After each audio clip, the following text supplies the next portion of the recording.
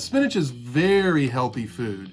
It's actually pretty high in protein. Spinach is a dark leafy green, and those are the exact types of vegetables you need to be sure you're getting into your diet every single day. So I would encourage you to just figure out a way to make spinach something you do 5 times a week or more. So if you're replacing some rice or spaghetti with an equal amount of spinach in your diet, you're gonna lose weight like crazy because you're gonna be getting rid of high starch, low nutrient food, and you're gonna be replacing it with a very high nutrient, zero starch food.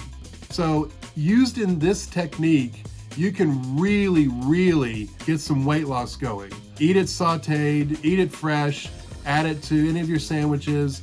So find other ways of enjoying spinach, but definitely make it part of your nutrition. Thanks a lot for watching. One of the things I love is to hear from you.